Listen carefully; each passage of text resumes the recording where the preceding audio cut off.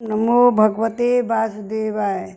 श्रीमन नारायण नारायण नारायण, भजमन नारायण नारायण नारायण, श्रीमन नारायण नारायण नारायण, भजमन नारायण नारायण नारायण, श्रीमन नारायण नारायण नारायण, भजमन नारायण नारायण नारायण।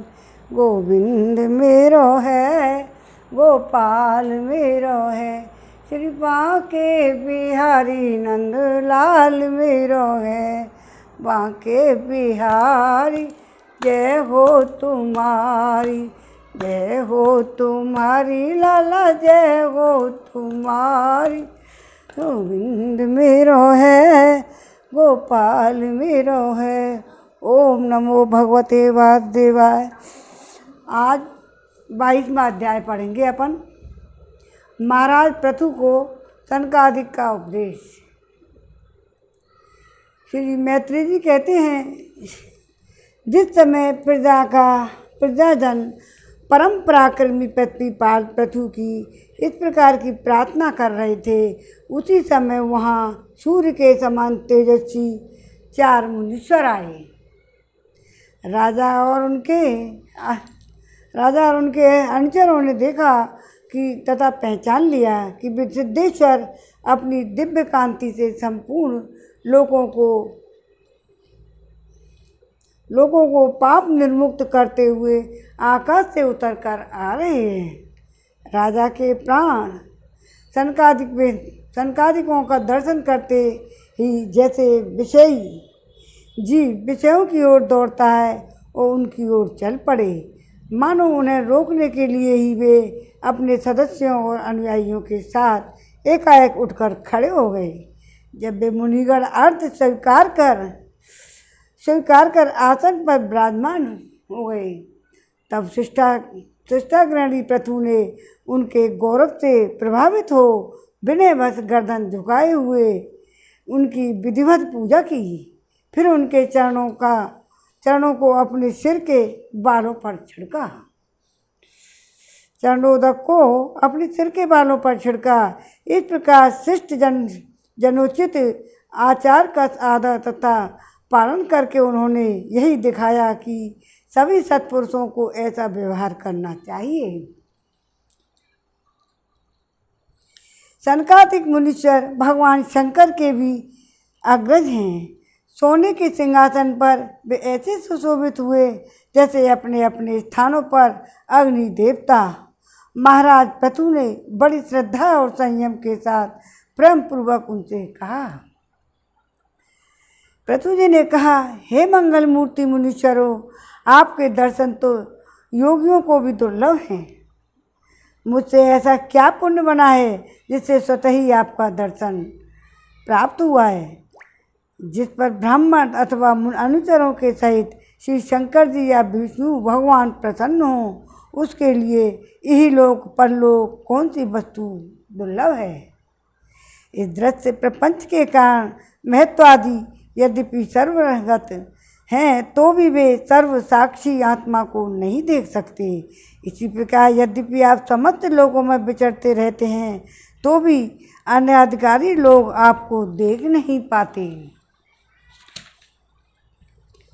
जिनके घरों में आप जैसे पूज्य पुरुष उनके जल तृण पृथ्वी गृह स्वामी अथवा सेवक आदि किसी अन्य पदार्थ को स्वीकार कर लेते हैं, वे ग्रस्त धनीहीन होने पर भी धन्य हैं। जिन घरों में कभी भगवत भक्तों के परम पवित्र चरणोदक के छींटे नहीं पड़े, वे सब प्रकार की रिद्धि सिद्धियों से भरे होने पर भी ऐसे वृक्षों के समान हैं कि जिन पर सांप रहते हैं। हे मुनीश्वरों, आपका स्वागत है। आप लोग तो बाल्यावस्था से ही मुमुक्षुओं के मार्ग का अनुसरण करते हुए एकाग्रचित्त से ब्रह्मचर्य आदि महान व्रतों का बड़ी श्रद्धापूर्वक आचरण कर रहे हैं। हे स्वामियों, हम लोग अपने कर्मों के वशीभूत होकर विपत्तियों के क्षेत्र रूपी संसार में पड़े हुए हैं। हे स्वामियों, हम लोग अपने कर्मों के वशीभूत होकर विपत्तियों के क्षेत्र रूप में इस संसार में पड़े हुए केवल इंद्रिय संबंधी भोगों को ही परम पुरुषार्थ मान रहे हैं। तो क्या हमारे निस्तार का भी कोई उपाय है? आप लोगों से कुशल प्रश्न करना उचित नहीं है, क्योंकि आप निरंतर आत्मा में ही रमण करते हैं। आप में यह कुशल है और यह अकुशल है। इस प्रकार की वृत्तियाँ कभी होती ही नहीं। आप संसारानल से संतप्त जीवों के परम सुखद हैं, स्वहृदय हैं। इसलिए आप में विश्वास करके मैं यह पूछना चाहता हूँ कि इस संसार में मनुष्य का किस प्रकार सुगमता से कल्याण हो सकता है। यह निश्चय है कि जो आत्मवान धीर पुरुषों में आत्मा रूप से प्रकाशित होते हैं और उपासकों के हृदय में अपने स्वरूप को प्रकट करने वाले हैं, वे अजन्मा भगवान नारायण ही अपने भक्तों पर कृपा करने के लिए आप जैसे सिद्ध पुरुषों के रूप में इस पृथ्वी पर विचरा करते हैं। मैत्रेय जी कहते हैं, राजा पृथु के ऐसे वचन सुनकर के गंभीर परमित और मधुर वचन सुनकर सनत कुमार जी बड़े प्रसन्न हुए और कुछ मुस्कुराते हुए कहने लगे। हे श्री सनत कुमार जी ने कहा कि महाराज, आपने सब कुछ जानते हुए भी समस्त प्राणियों के कल्याण की दृष्टि से बहुत अच्छी बात पूछी है। सच है कि साधु पुरुषों की बुद्धि ऐसी ही हुआ करती है। सत्पुरुषों के समागम श्रोता और वक्ता दोनों का ही अभिमत होता है, क्योंकि उनके प्रश्नोत्तर सभी का कल्याण करते हैं। हे राजन, श्री मधुसूदन भगवान के चरण कमलों के गुणानुवाद में अवश्य ही आपकी अविचलित प्रीति है। हर किसी को इसका प्राप्त होना बहुत ही कठिन है, और प्राप्त हो जाने पर यह हृदय के भीतर रहने वाले उस वासना रूप मल को सर्वथा नष्ट कर देती है, जो और किसी उपाय से जल्दी नहीं छूटता। शास्त्र जीवों के कल्याण के लिए भलीभांति विचार करने वाले हैं। उनमें आत्मा से भिन्न देहादि के प्रति वैराग्य तथा अपने आत्मस्वरूप निर्गुण ब्रह्म में सुदृढ़ अनुराग होना, यही कल्याण का साधन निश्चित किया गया है। शास्त्रों का यह भी कहना है कि गुरु और शास्त्र के वचनों में विश्वास रखने से, भगवत धर्मों का आचरण करने से, तत्व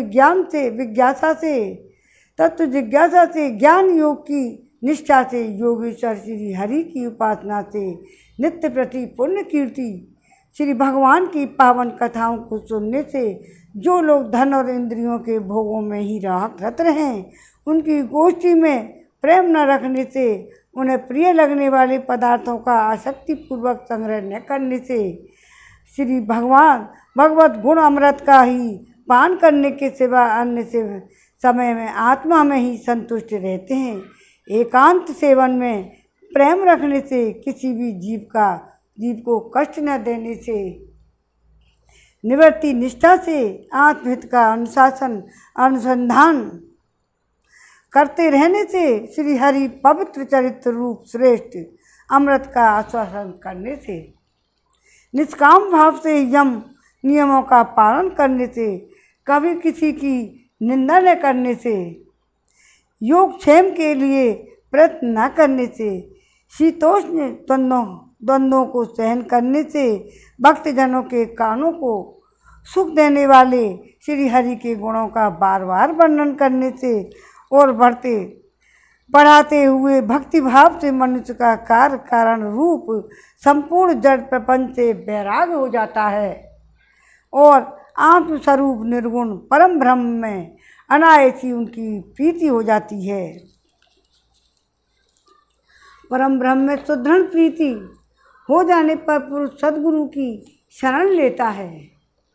फिर ज्ञान और वैराग्य के प्रबल वेग के कारण वासना शून्य हुए अपने अविद्यादि 5 प्रकार के कलेशों से युक्त अहंकारात्मक अपने लिंग शरीर को वह उसी प्रकार भस्म कर देता है, जैसे अग्नि लकड़ी से प्रकट होकर फिर उसी को जला डालती है।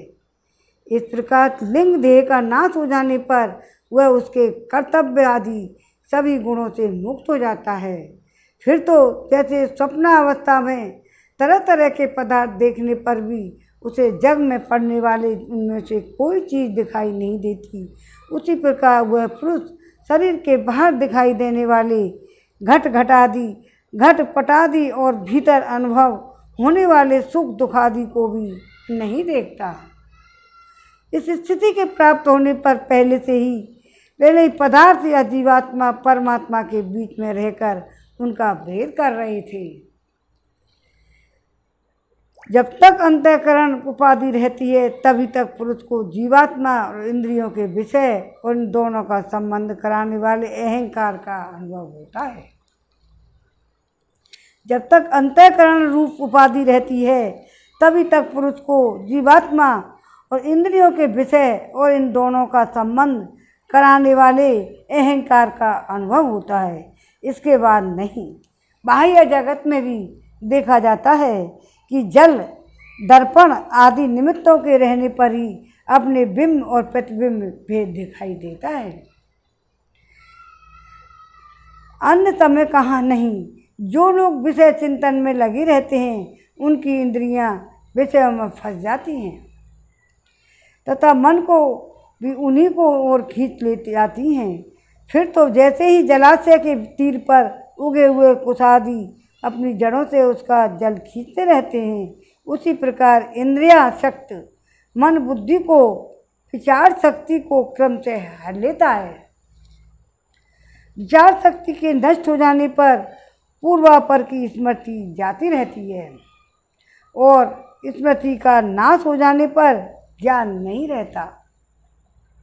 इस ज्ञान के नाश को ही पंडित जन अपने आप अपना नाश करना कहते हैं, जिसके उद्देश्य से अन्य सब पदार्थों में प्रियता का बोध होता है। इस आत्मा का अपने द्वारा ही नाश होने से जो स्वार्थ हानि होती है उससे बढ़कर लोक में जीव की कोई हानि नहीं है।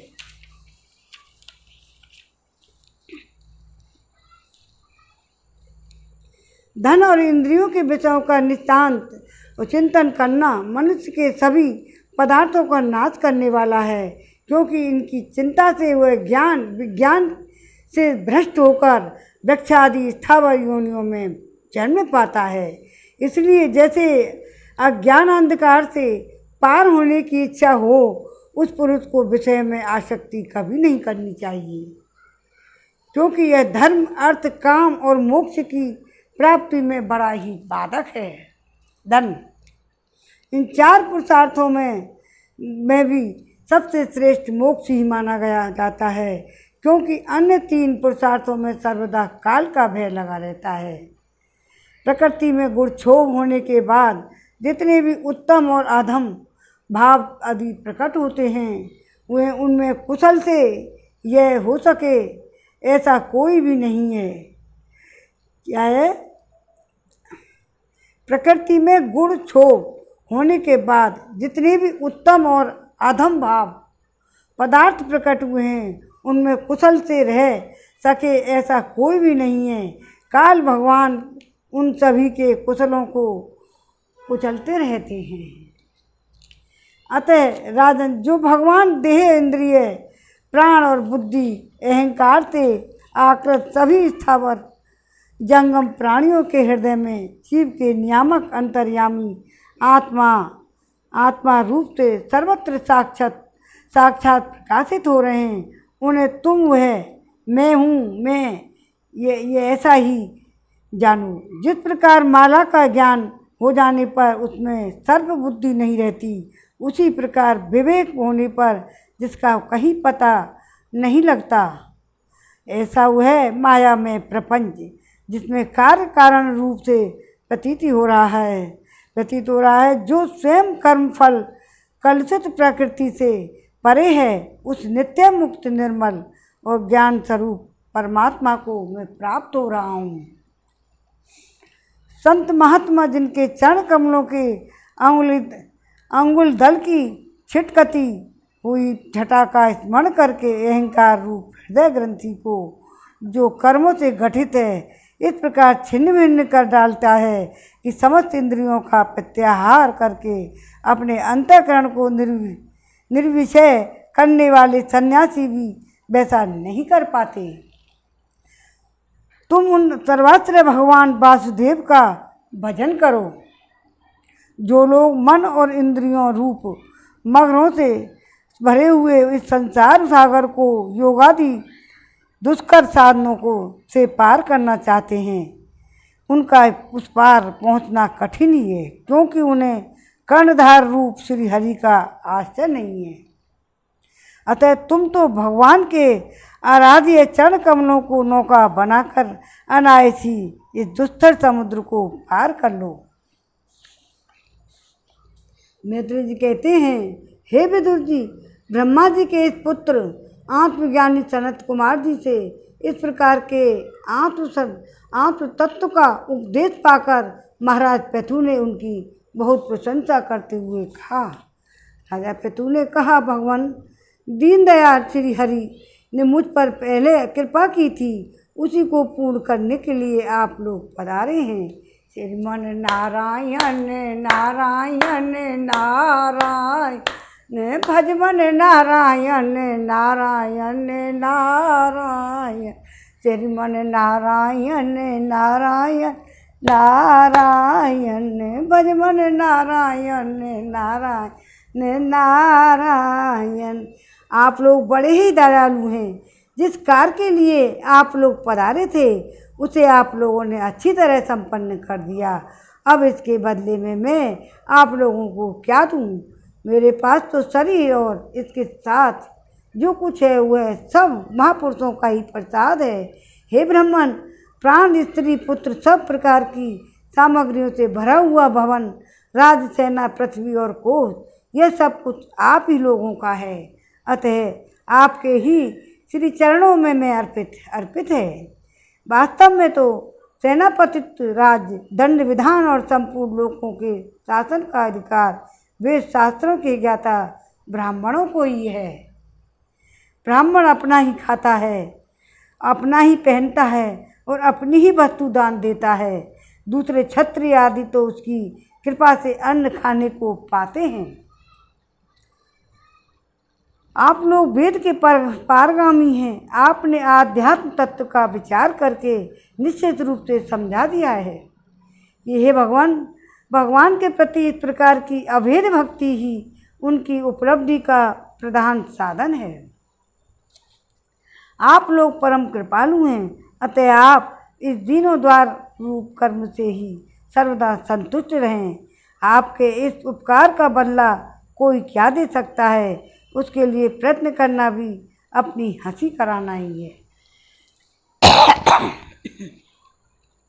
श्री मैत्री जी कहते हैं, हे विदुर जी, फिर भी आदिराज पृथु ने आत्मज्ञानियों में श्रेष्ठ सनकादि जी की पूजा की और उनके शील की प्रशंसा करते हुए सब लोगों के सामने ही आकार मार्ग से चले गए। महात्माओं में अग्रणी महाराज पृथु उनसे आत्मोपदेश पाकर चित्त की एकाग्रता से आत्मा में स्थित रहने के कारण अपने को कृतकृत्य सा अनुभव करने लगे।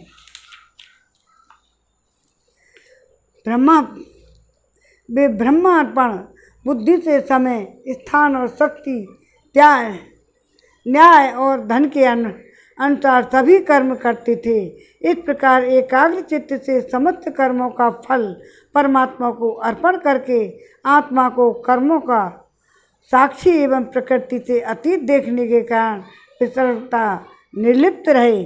जिस प्रकार सूर्यदेव सर्वत्र प्रकाश करने पर भी वस्तुओं के गुण दोष से निर्लेप रहते हैं, उसी प्रकार सार्वभौम साम्राज्य लक्ष्मी से संपन्न होने पर भी गृहस्थाश्रम में रहते हुए भी अहंकार शून्य होने के कारण वे इंद्रियों के विषय में आसक्त नहीं हुए।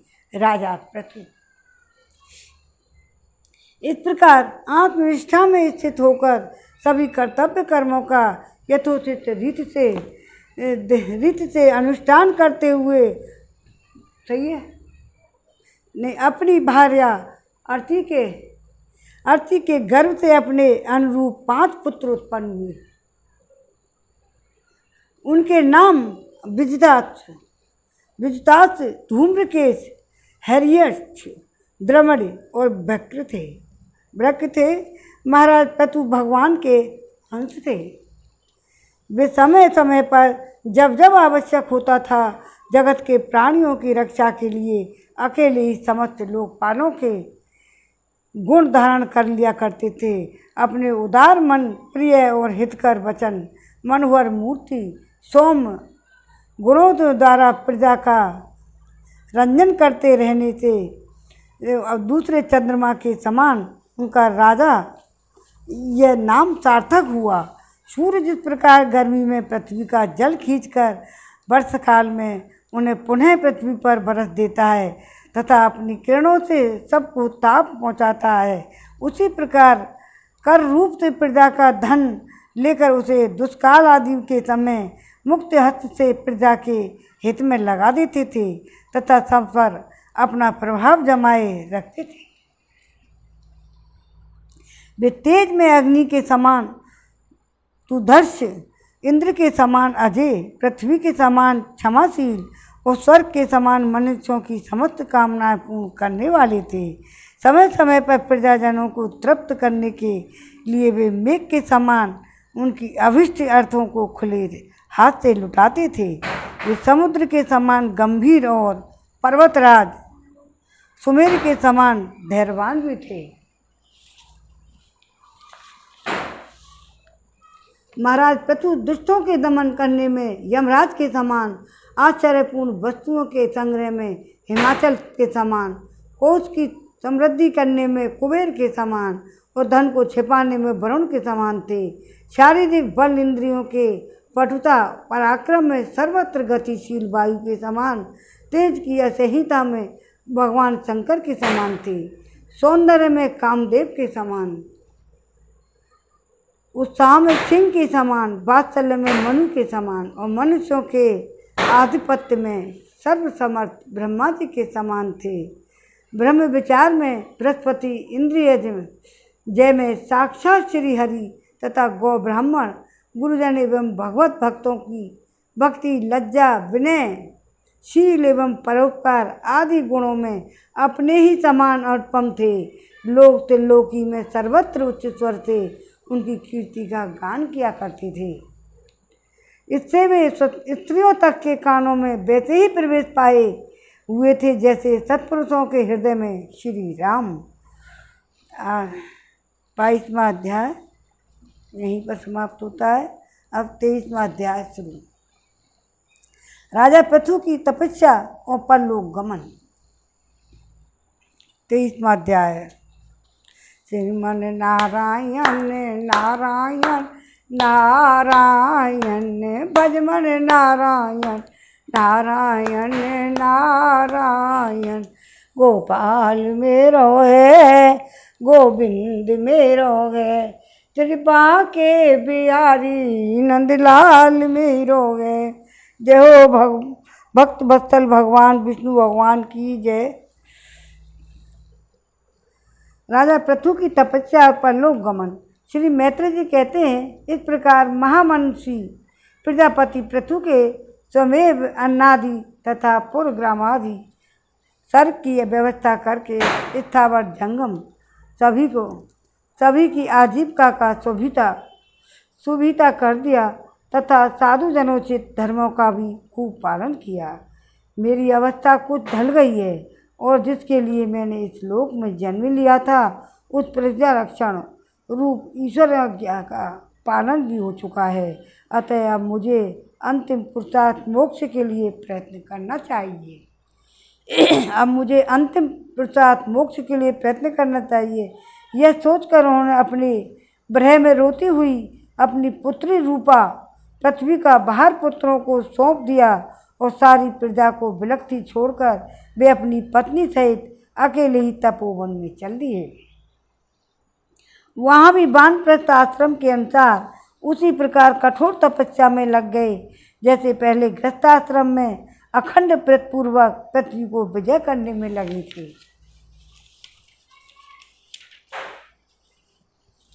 कुछ दिन तो उन्होंने कंदमूल फल खाकर बिताए, कुछ काल सूखे पत्ते खाकर रहे, फिर कुछ पखवाड़ों तक जल पर ही रहे। इसके बाद केवल वायु में ही निर्वाह करने लगे। वीरवर पृथु मुनिव्रती में रहते थे। गर्मियों में उन्होंने पंचाग्नियों का सेवन किया। वर्षा ऋतु में खुले मैदान में रहकर अपने शरीर पर जल की धाराएं सही और जाड़े में गले तक जाड़ों में गले तक जल में खड़े रहे। वे प्रतिदिन मिट्टी की वेदी पर ही शयन करते थे।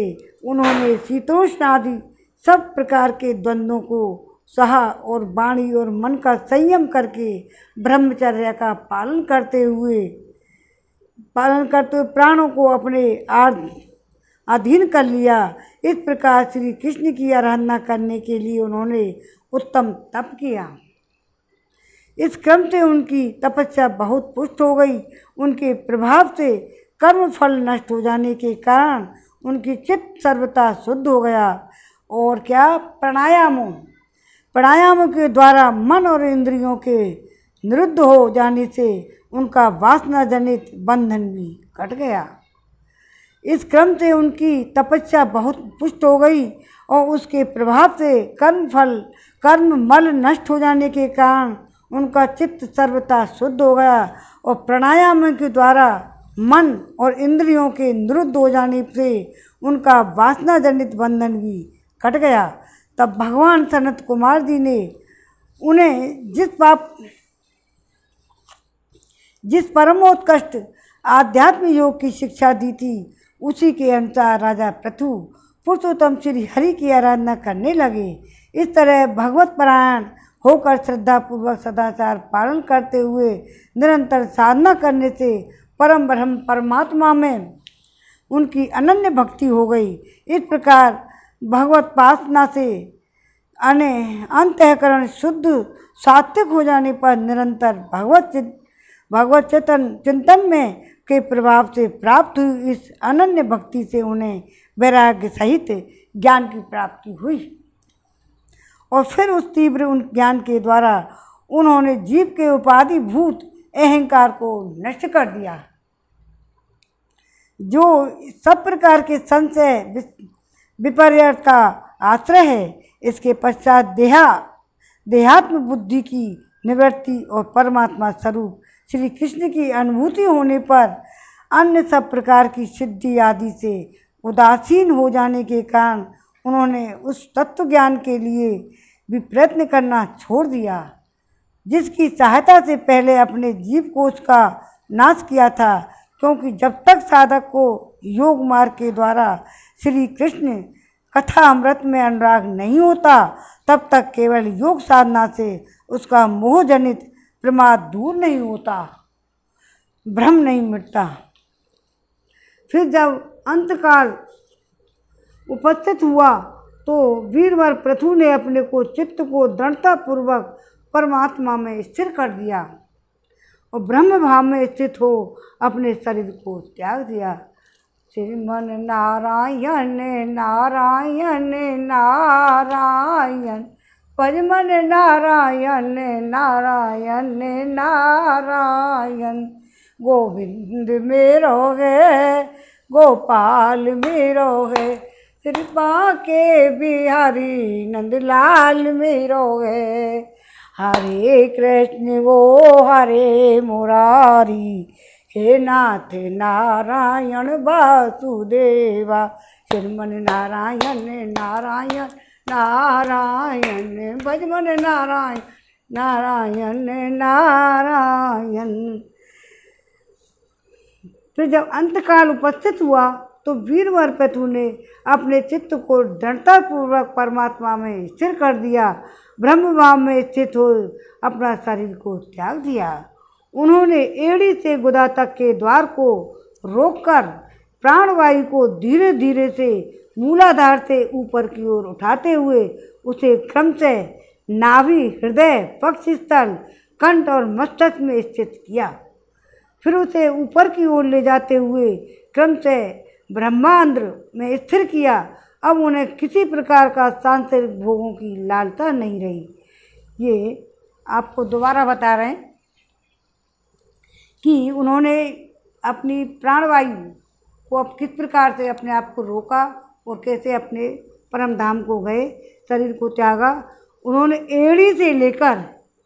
एड़ी से गुदा के द्वार को रोककर प्राणवायु को धीरे धीरे मूलाधार से ऊपर की ओर उठाते हुए उसे क्रमशः नाभि, हृदय, वक्षस्थल, कंठ, मस्तिष्क में स्थित किया।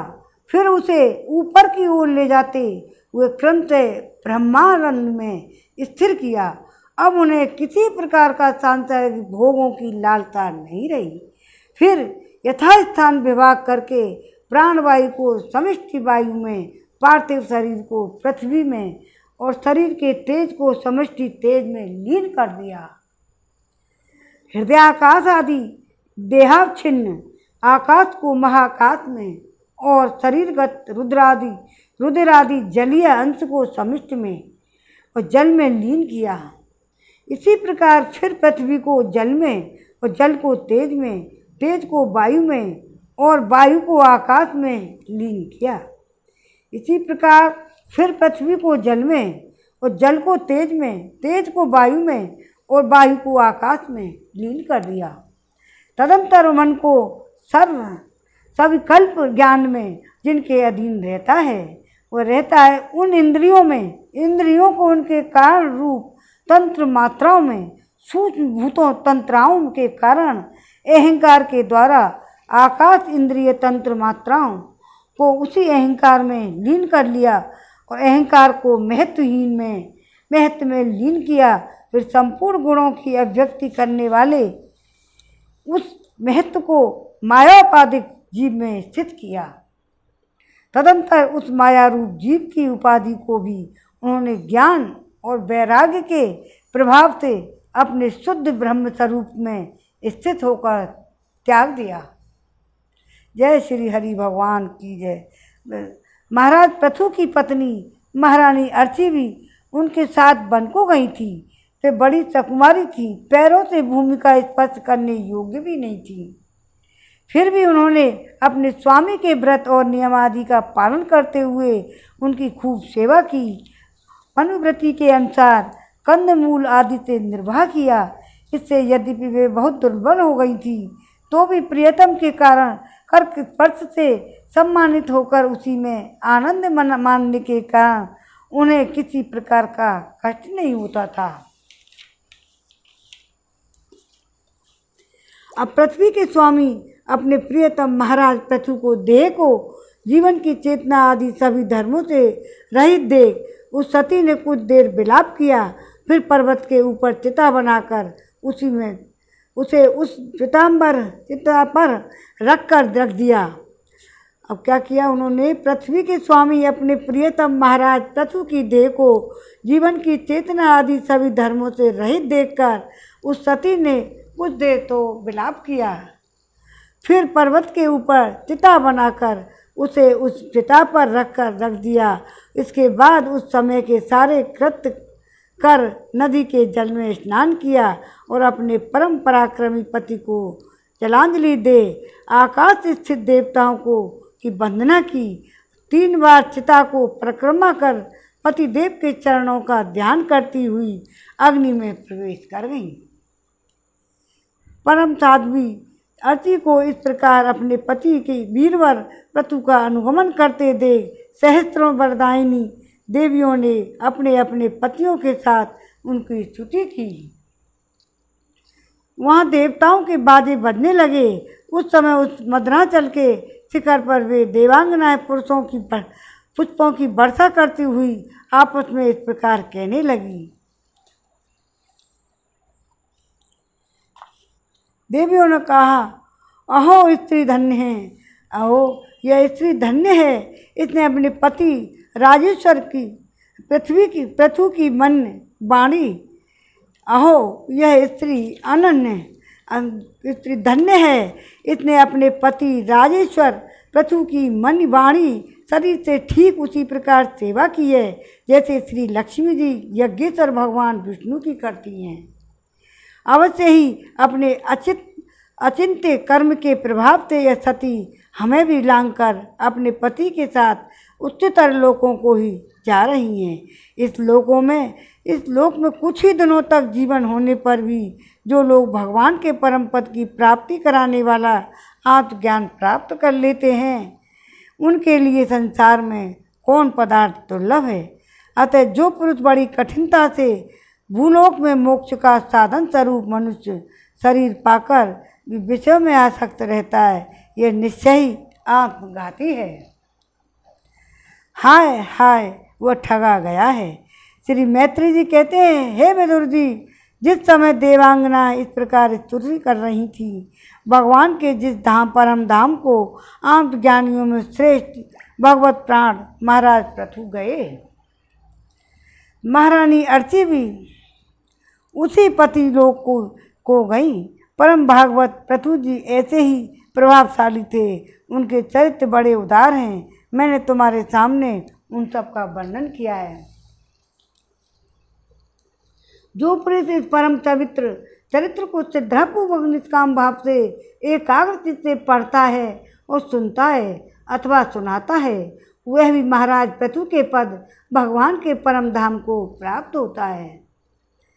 इसका सकाम भाव से पाठ करने से ब्राह्मण ब्रह्म तेज प्राप्त करता है, क्षत्रिय पृथ्वीपति हो जाता है, वैश्य व्यापारियों में प्रधान हो जाता है और शूद्र में साधुता आ जाती है। स्त्री हो या पुरुष, जो कोई इसे आदरपूर्वक 3 बार सुनता है, वह संतानहीन हो तो पुत्रवान हो जाता है, धनीहीन हो तो महाधनी हो जाता है, कीर्तिहीन हो तो यशस्वी और मूर्ख हो तो पंडित हो जाता है। इसे सुनने में ये पंडित हो जाता है। यह चरित्र मनुष्य मात्र का कल्याण करने वाला है और अमंगल को दूर करने वाला है। ये धन यश और आयु की वृद्धि और करने वाला है, स्वर्ग की प्राप्ति कराने वाला है, कलयुग के दोषों का नाश करने वाला है। यह धर्मादि चतुर्वर्ग को प्राप्ति में बड़ा सहायक है। इसलिए जो लोग धर्म अर्थ काम और मोक्ष की भली भांति सिद्ध करना चाहते हो, उन्हें इसका श्रद्धापूर्वक श्रवण करना चाहिए। जो राजा विजय के लिए प्रस्थान करते समय उसे सुनकर जाता है, उसके आगे आकर राजा लोग इसी प्रकार भेंटें रखते हैं जैसे पृथु के सामने रखते थे। मनुष्यों को चाहिए कि अन्य सब प्रकार की आसक्ति छोड़कर भगवान में विशुद्ध निष्काम भाव और भक्ति भाव रखते हुए महाराज पृथु के इस निर्बल चरित्र को सुने, सुनावे और पढ़े। विदुर जी, मैंने भगवान के महात्म्य को प्रकट करने वाला यह पवित्र चरित्र तुम्हें सुना दिया। इसमें प्रेम करने वाला पुरुष महाराज पृथु की ही गति पाता है। जो पुरुष इस पृथु चरित्र का प्रतिदिन आदर पूर्वक निष्काम भाव से श्रवण और कीर्तन करता है, उसका उनके चरण संसार सागर को पार करने के लिए नौका के समान है। उन श्री हरि में सुदृढ़ अनुराग हो जाता है। श्रीमद् भागवत का यहीं विराम देते हैं। तो 22-23वां अध्याय शुरू होगा कल। 23वां पूरा हो गया है, 24वां अध्याय चालू करेंगे कल। श्रीमन नारायण नारायण नारायण, भजमन नारायण नारायण नारायण, श्रीमन नारायण नारायण नारायण, भजमन नारायण नारायण नारायण। गोविंद मेरो है, अरे गोपाल मेरो है, कृपा के बिहारी नंदलाल मेरो है।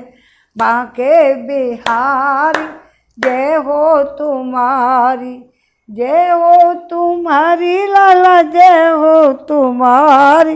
गोविंद मेरो है, गोपाल मेरो है, बांके बिहारी नंदलाल मेरो है। जग में सुंदर हैं 2 नाम, चाहे कृष्ण कहो चाहे राम। एक हृदय में प्रेम बढ़ाए, एक पाप के ताप हटाए। एक जग में सुंदर हैं दो नाम, चाहे कृष्ण कहो चाहे राम। एक हृदय में प्रेम बढ़ाए, एक पाप के ताप हटाए। दोनों ही सुख के सागर हैं, दोनों पूर्ण काम, चाहे कृष्ण कहो या राम। जग में सुंदर हैं दो नाम, माखन ब्रज में एक चुरावे, एक बेर सबरी के खावे। प्रेम भाव से भरे अनोखे, दोनों के हैं काम, चाहे कृष्ण कहो चाहे राम। एक कंस पापी संगारे, एक दुष्ट रावण को मारे। दोनों हैं जीवन के दुख हरता, दोनों बल के दाम, चाहे राम कृष्ण कहो चाहे राम। जग में सुंदर दो नाम, चाहे कृष्ण कहो चाहे राम। दोनों एक राधिका संग में राधे, एक राधिका संग में राधे, एक जानकी संग विराजे। सीता चाहे सीताराम कहो चाहे बोले राधे श्याम, चाहे सीताराम कहो या बोलो राधे श्याम। चाहे कृष्ण कहो चाहे राम कहो, दोनों का मतलब एक ही है। दोनों जीवन के दुख हरता, दोनों बल के धाम। चाहे सीता कहो चाहे राधा कहो, दोनों के हैं एक नाम। दोनों हैं घट घट के वासी, दोनों हैं आनंद प्रकाशी। बिंदु सदा गोविंद भजन में मिलता है विश्राम। चाहे कृष्ण कहो चाहे राम कहो, राम जग में सुंदर है दो नाम। राम कहो चाहे कृष्ण कहो, दोनों का मतलब एक ही है। चाहे कृष्ण कहो चाहे राम। श्रीमन नारायण नारायण नारायण, भजमन नारायण नारायण नारायण। श्रीमन नारायण नारायण नारायण, श्रीमन नारायण नारायण नारायण। भागवत भगवान की है आरती, पापियों को पाप से है तारती। श्री भागवत भगवान की है आरती, पापियों को पाप से है तारती। ये अमर ग्रंथ, ये मुख्य पंथ, ये पंचम वेद निराला, नव ज्योति जगाने वाला। ये अमर ग्रंथ, ये मुख्य पंथ, ये पंचम वेद निराला, नव ज्योति जगाने वाला। हरि गान यही वरदान यही, जग के मंगल की आरती। पापियों को पाप से है तारती। श्री भागवत भगवान की है आरती, पापियों को पाप से है तारती। ये शांति गीत पावन पुनीत साकों मिटाने वाला, हरि दर्श दिखाने वाला। ये शांति गीत पावन पुनीत साकोप मिटाने वाला, हरि दरस दिखाने वाला। है सुख करनी है दुख हरनी, श्री मधुसूदन की आरती। पापियों को पाप से है तारती। श्री भागवत भगवान की है आरती, पापियों को पाप से है तारती। ये मधुर बोल जग फंद खोल, सन्मार्ग दिखाने वाला, बिगड़ी को को बनाने वाला, ये मधुर बोल जग बंद खोल, सन्मार्ग दिखाने वाला, बिगड़ी को बनाने वाला। श्री राम यही घनश्याम यही, प्रभु की महिमा की आरती, पापियों को पाप से है तारती, श्री भागवत भगवान की है आरती, पापियों को पाप से है तारती। ओम नमो भगवते वासुदेवाय नमः। श्री राम आज के आनंद की जय। जय जय श्री राधे।